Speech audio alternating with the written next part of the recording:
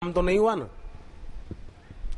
मेरे पति को तो आप लेकर जा रहे हो। बोले उनका प्रारब्ध पूरा हो गया बेटी, तेरा नहीं हुआ, तू लौट जा। बोले मैं जाती हूं, पर मुझे एक बात बताओ, इंसान कर्म तो एक शरीर से करता है, वो शरीर मर जाता है, छूट जाता है, मौत आने पर तो उसको जला दिया जाता है। तो जिस शरीर से कर्म किया उसको जला दिया, तो आप सजा किसको देते हो उसके किए हुए कर्मों की, या अच्छे कर्मों का अच्छा फल किसको देते हो? शरीर तो जला दिया, जिस शरीर से कर्म किए वो तो जला दिया। और अगर उसने शरीर से बुरे कर्म किए तो बुरा फल किसको देते हो आप? यमराज बोले वाह बेटी, तेरा सवाल तो बहुत बढ़िया है, तू कहां से सीखी ये सब?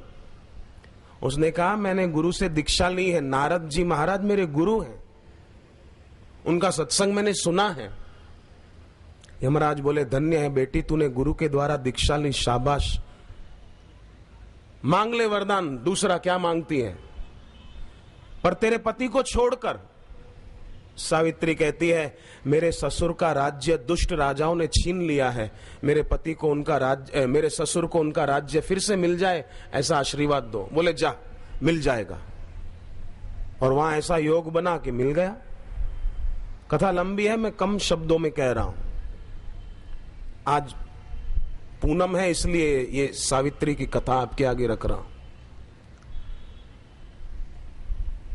सावित्री फिर पीछे पीछे। बोले अब क्यों पीछे आ रही है? बोले आपने मेरी बात का जवाब तो दिया ही नहीं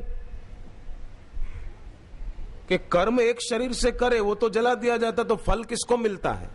यमराज ने कहा कि स्थूल शरीर तो जल जाता है सावित्री, पर कर्म का कर्ता स्थूल शरीर नहीं है, कर्म का कर्ता सूक्ष्म शरीर है, उसी में वासनाएं होती हैं। स्थूल शरीर तो जड़ होता है बेटी, उसमें क्या वासना होगी? तो सूक्ष्म शरीर को, स्थूल शरीर छूट जाता है, जला दिया जाता है, सूक्ष्म शरीर को ले जाते हैं।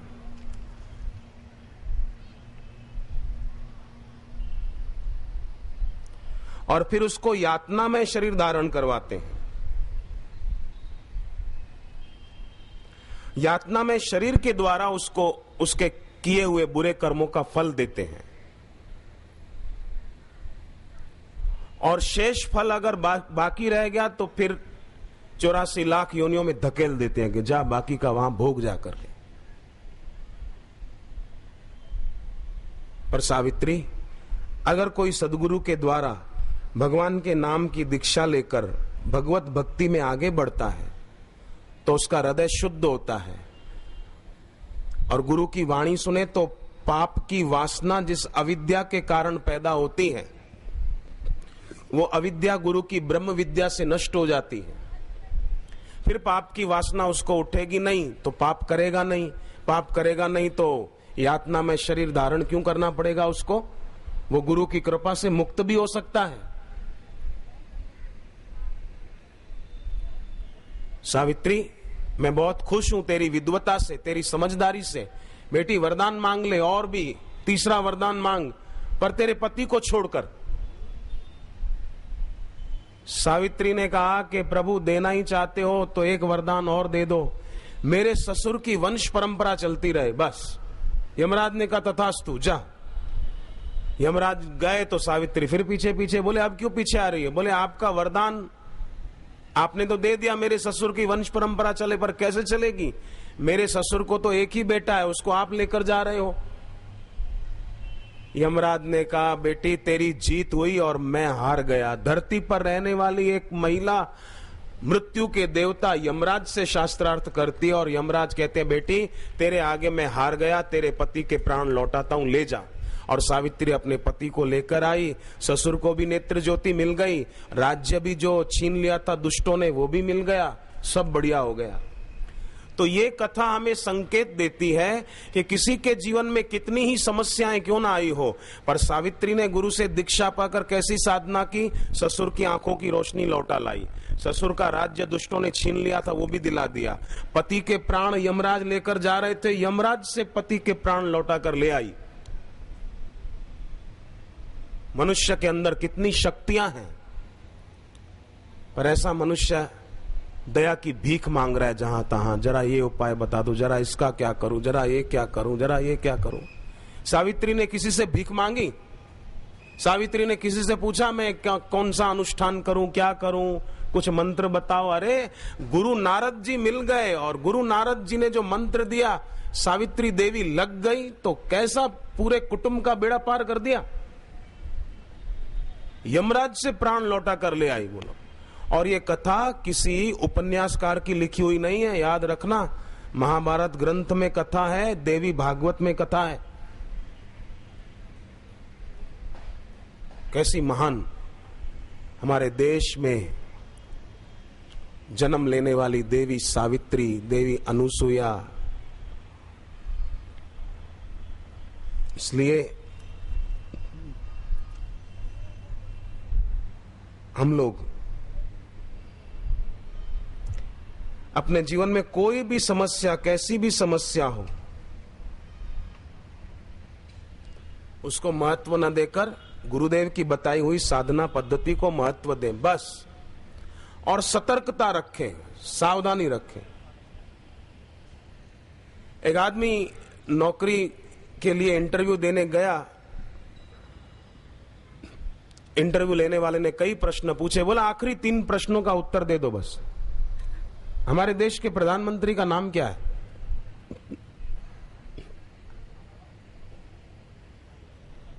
उसने कहा, तब जो प्रधानमंत्री थे बोले देवगौड़ा साहब। देवेगौड़ा थे ना प्रधानमंत्री कुछ समय पहले। ठीक, अच्छा ये बताओ स्वतंत्रता सेना संग्राम कब शुरू हुआ, कब पूरा हुआ? बोले 1857 में शुरू हुआ, 1947 में पूरा हुआ। ठीक, धरती गोल है, इस बारे में आपकी क्या राय है? बोले ये तो विज्ञानियों का विषय है साहब, विज्ञानी अभी तक इस बारे में पूरी स्पष्टता नहीं कर पाए। अच्छा ठीक है, आप जाओ, जो भी होगा आपको खबर मिल जाएगी, समाचार मिल जाएगा, जाओ। वो गया, बाहर आया तो एक दोस्त उसका दूसरा इंटरव्यू देने आया था। बोले यार बता तो सही कौन से प्रश्न पूछे थे, तेरा नहीं तो मेरा काम तो हो जाए। बोले अब प्रश्न तुझे क्या बताऊं, मैं तो खाली उत्तर सुनाता हूं, जल्दी में हूं मैं भी।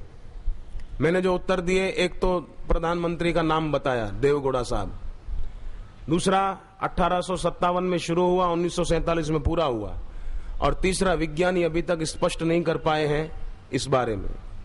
जा, वो गया अंदर तो मैनेजर ने प्रश्न पूछा आपका नाम? बोले देवगौड़ा साहब। अरे तुम क्या बोल रहे हो? बोले हाँ ठीक बोल रहा हूं साहब।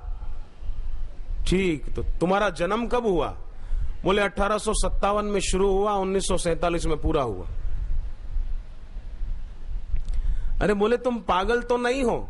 बोले साहब विज्ञानी अभी तक इस बारे में पूरा स्पष्ट नहीं कर पाए।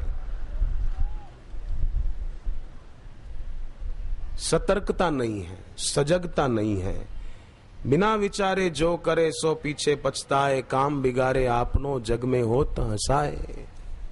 इसलिए बिना विचारे नहीं, गुरु की बताई साधना के अनुसार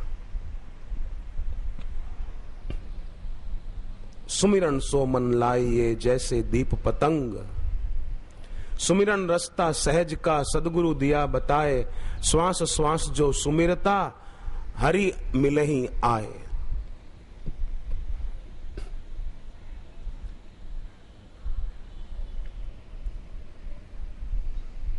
रोहतक हरियाणा में एक कन्या दीक्षा के बाद कितने गोल्ड मेडल मिले उसको, कितने।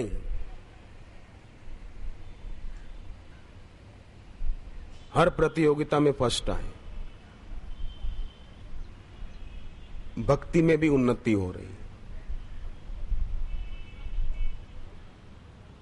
जींद में सत्संग था एक दिन, वहां एक पिता अपनी पुत्री को लाए, बोले 9वीं में मेरी बेटी 98% लाई है, जप करती रोज। लुधियाना की एक बेटी पिता के साथ आई, इस साल 10वीं की बोर्ड की परीक्षा में पूरे राज्य में फर्स्ट आई।